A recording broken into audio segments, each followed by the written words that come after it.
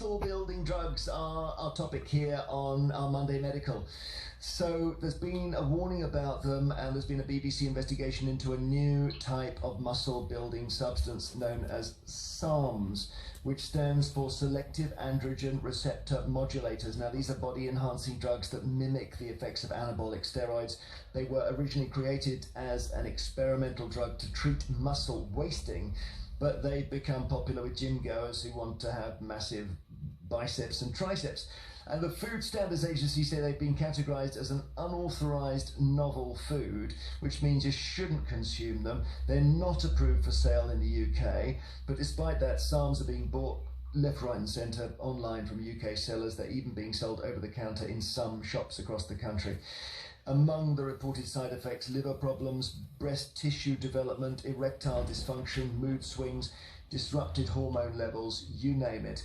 If somebody you know has taken Sarms, or if you have, or maybe you've just been dealing with a post-steroid situation in your family with, bodybuilding steroids, do tell us about it. Sarah's going to be joining us in just a tick, Dr. Sarah Jarvis. Meanwhile, let's go to Ella Rule, BBC correspondent, because you've been covering this story, Ella. Hi Jeremy, yeah, we've been covering the story, and as you say, no Sarms have been approved for human consumption. Yet what we found is they're being sold across the UK in shops and online. So where are they coming from then? Well, we don't know for certain, but there's people I've spoken to have said they're being imported, people are making them at home, and the issue is we don't know what's in them, so because they're not regulated and we don't know who's making these products, just because you are buying a Sarm, there's nothing to say that you are buying a Sarm or you know what you're buying. But even if you take Sarms, authentic Sarms, you risk what side effects? So you risk liver damage, you risk acne, mood swings, suppressed testosterone, to name a few.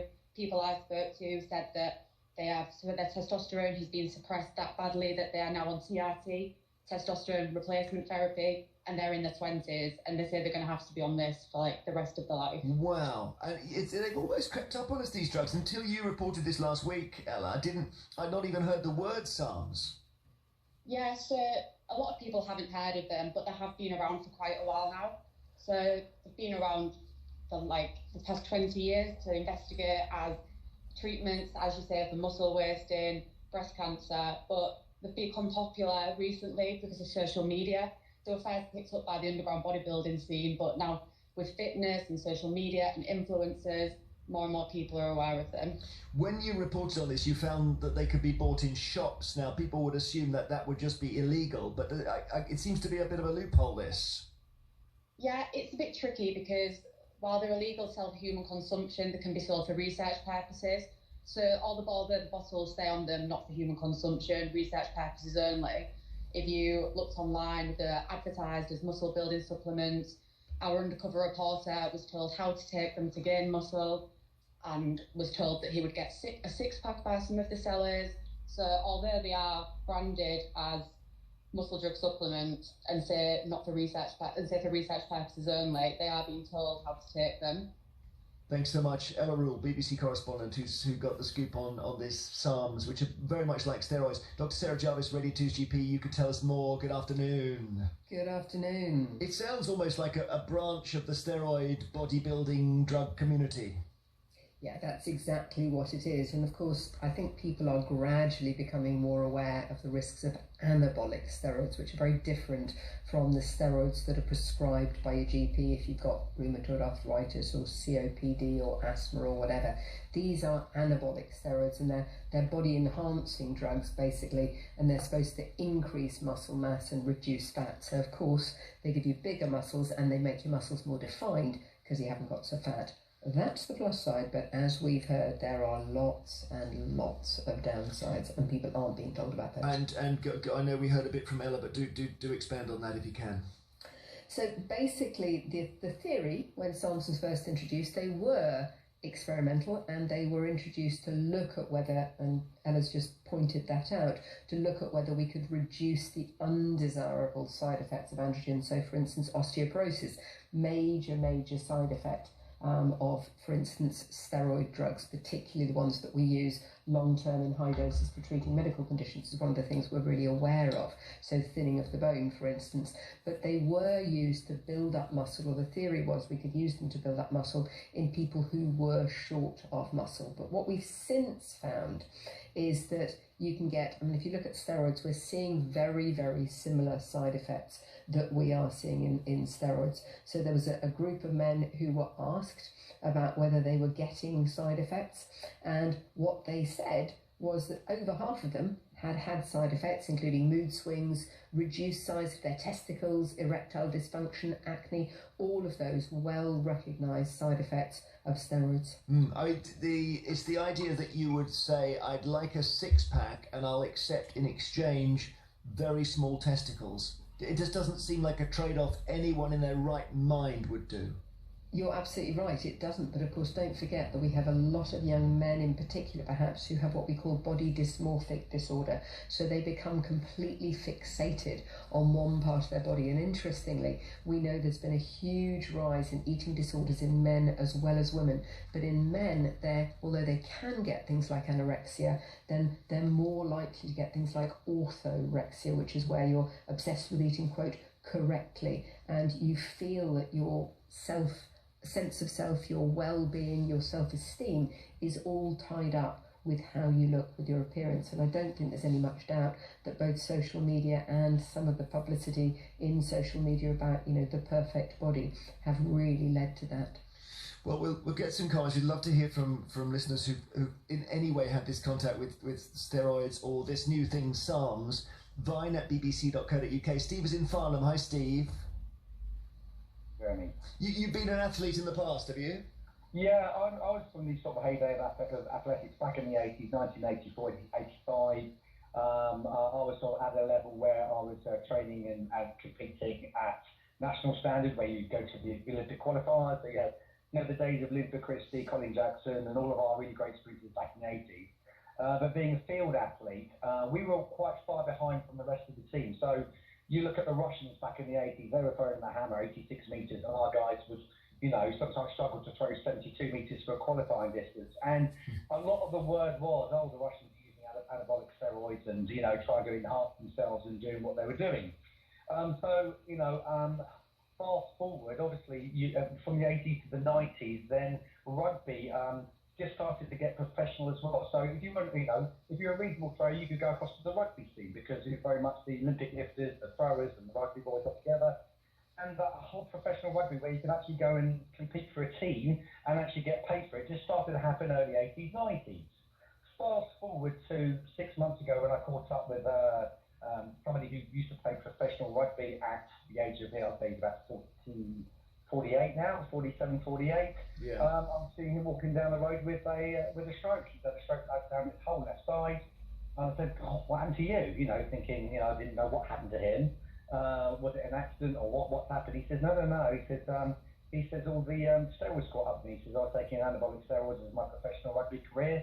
He says, and I've come away and I've ended up with a stroke out of it. Wow, that's such a warning shot. And you didn't take them, and you're in good health, right? No, I'm still in good health. No, I mean the thing about it is with athletics and the Olympic lifters. So again, if you're a thrower, you normally end up going to the gym. You're doing Olympic lifting, you're doing clean and jerks and stuff. And sometimes you get picked up to be a competitive lifter as well.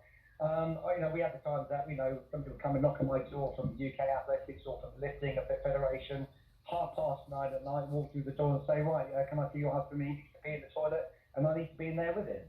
So I think that once you're part of a professional body, there's no need to do it. There's no need to take those steroids, and and there's a lot of people that don't. But where it's gone wrong is, since I've gone back to the gym, and I was a reasonable lifter. I could squat 200 kilos, 3 squats on my back for a set of 2. As a naturally, I've got a naturally aspirated athlete. I've gone back to the gym now as a 56-year-old, and every single boy, whether they are 12 stone, 30 or 15 stone or 16, they are so toned, so defined, and so strong.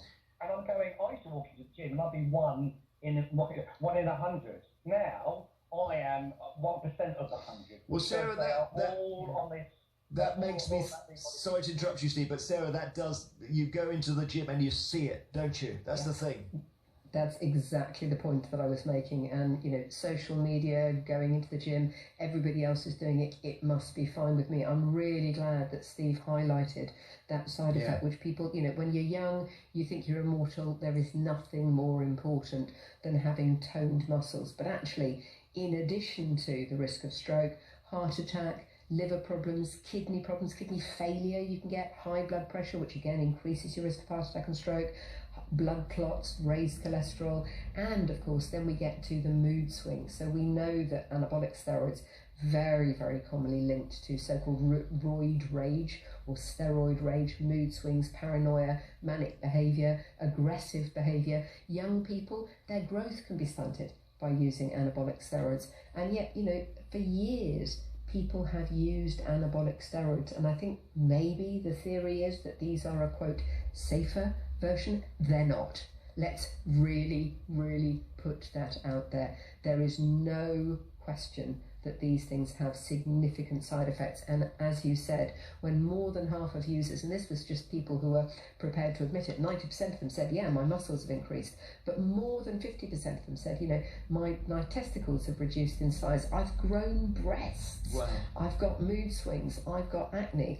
I just think it's so sad that we can't see past this, and I think there is a bigger picture here, and that is the pressure on both young women and young men. It is mostly younger people because of a combination of what's going on in gyms and so on, and this desire to be perfect, the desire to fit in, and if everybody else is doing it, why can't I? Okay, stay with us, Dr. Sarah Jarvis. We will listen in the meantime before some more calls on steroids and Sarms to Rick Astley, who had a good Glastonbury. My feet, we're with Dr. Sarah Jarvis. We've talked so many times about steroids, haven't we, Sarah? But from Steve's call, it sounds as if they're as much in use as ever. I fear that may well be right, but of course, as you so rightly say, when I go into a gym, I see the men up there, they spend as much time standing around watching each other, and there's an awful lot of people watching as they do pumping iron. And of course, unfortunately, as we see, whether it's with obesity, whether it's with muscle, everyone wants a quick fix. Should they take all mirrors out of gyms? Because there are, people take the steroids and they just look at themselves in mirrors. I wonder that might help us. Well, it might, but of course then you'd have to get rid of Instagram. There are other services are available, obviously, but all those social media platforms, you'd have to get rid of phones because people would just turn around and take photographs of themselves. That's the problem. We see our appearance and that of other people all the time. And of course, when you're doing it, you're going to put yourself in the best light. You're going to have the light shining so you can see the muscles and you can't see the wrinkles or the stretch marks, of course, from use of steroids. But it's funny, isn't it? We need to prize good health more than just being strong for a moment in your life. You look at, I was mentioning Springsteen earlier, he's in his early 70s, he did a 3-hour set, he's in fantastic health because he's looked after himself, and it's just that we don't seem to prize that rather boring approach to life enough. No, the trouble is, I get so much flack from using the term moderation in all things. Actually, where anabolic steroids are concerned, moderation does not exist. You just shouldn't be having them. Of course, it's not just men, and I think we do need to bear in mind, well, this is largely thought of as a male issue. We do get a lot of women, and of course in women you can get facial hair growth, you can lose your breasts, you can get swelling of your clitoris, you can get a deep masculine type voice, you can lose your sex drive, as men can as well. So, and again, the acne. Who wants to go back to having acne? Sadie says, my ex-partner took anabolic steroids. They resulted in him being violent and aggressive towards me. He used to tell me that he dreamt of raping women and murdering people when he was on a course of steroids. He was addicted. I'm finally free of him, but it was a very scary time in my life. I bet. Well, I can only hope that he is finally free of them, because you're quite right. That's classic psychological effects of steroids. John says, I'm a fitness and nutrition coach and I'm a prep coach for bodybuilding. Sarms aren't as popular as they're making out. Steroids are still the main chemical. Stuart is in Punnet's Town. He says, building lean muscle mass is really difficult, but there's so much pressure from social media for guys to look a certain way. They've got to work a bit harder with exercise and diet. That's the story. And you said that long time, Sarah. I'm afraid sometimes I bore even myself saying there are no quick fixes. The thing is, if you really enjoy going to the gym, then go to the gym and think about how you're going to build those muscles up. I'm not a fitness instructor, but I do know that you're more likely to build up muscles doing certain kinds, heavy exercises for fewer reps, whereas if you want to tone, then you do more reps with lighter weights and so on. There are ways of doing it. Okay, we've got Jamie in Inverness. Hi, Jamie. Hi there. Now, you're taking these Sarms, are you? Yeah, so for the last sort of about 2 years, coming on 2 years. Okay, yeah, so what are you taking them for, firstly? Oh, sorry, for powerlifting actually, not exactly bodybuilding. So you want the strength that you get from taking Sarms because what it runs a lot of oxygen to the muscles, does it? Yeah, exactly. Strength is like my main goal. And I sort of saw them glorified on social media, which was what got me into them. Sarah, what would you say to Jamie, or what would you ask him? Jamie, I completely understand the pressure you're under. I hear this so often from patients. I hear it from children of my friends. We just get this all the time, and I really understand that, you want to perform, you want to do really well. But firstly, you're not doing it, you're giving yourself, you're cheating basically to get it. So you're giving yourself artificial help. The second thing though I'd really say is that even if Sarms do provide these benefits, and I say 90% of people do say that it increases muscle mass, don't forget these products that you're taking are completely unregulated. You have no idea what is in them. And when the MHRA, the Medicine Healthcare Regulatory Authorities, looks at a lot of these food supplements and so on, they find some of the stuff that's in them is really, really scary. I mean, lead paint and polyfiller and heaven knows what, they're cut with that to make them cheaper or to increase the profit margin. You have no idea of how much you're actually getting. So you could be getting too little, you could be exposing yourself to something dangerous, and you could be getting dangerously high levels. Are you getting any negatives, Jamie, from them? Yeah, so I haven't exactly noticed any of the physical, shrinking of my sexual organs or anything, but I have certainly noticed mood sort of swings and getting a bit angrier. It's been a bit harder to sleep. I sort of get night sweats and stuff like that. Help me, listen, I'm 58, so I'm past it, but even at 22, I can't understand why you're doing this to yourself, Jamie, because we heard earlier a guy's had a stroke, and he had a stroke in his 50s. You don't want that. Absolutely not. I think I definitely don't think it's a sustainable practice. And I realized I was probably quite naive when I got into it. So hopefully, maybe I could try and make some changes to like my diet and my other routines so that I won't need them anymore. Are you addicted though? Or can you just drop them and that's it? Personally, I haven't really tried dropping them. I don't know if I would be classified as addicted or not. Sarah, what do you think? I don't know how dependent people get on them. It's very difficult to know because there hasn't been much research. We do know that with normal steroids, the steroids that are given in medication, there is a huge risk of withdrawal effects if you stop, and you can go into what's called a crisis.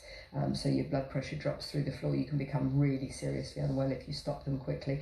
I'm really pleased that you've rung in, Jamie. I know it would have taken a lot of bravery on your part, and I'm really glad that you want to make a change, but I would suggest perhaps that you reduce it, but at the same time, you increase the things like eggs, lean fish, Greek yogurt, quinoa, chickpeas, peanuts, tofu. There are so many good. Chicken, obviously very, very popular. I know among people who use the gym, there are lots of good ways of building up the protein in your diet, which can help, of course, with muscle, but also, using a fitness app, working with a personal trainer. All of those things can make a difference, and they are sustainable. It's not just 50-year-olds who have heart attacks and strokes. I've seen them happen much younger, and I really would not ever want to hear that you were one of the people they happened to. Is that good advice, Jamie? No, absolutely. I do agree, and I think those are changes I should try and make. I mean, I'm not saying my diet's bad, but I'll definitely try and keep it a bit cleaner.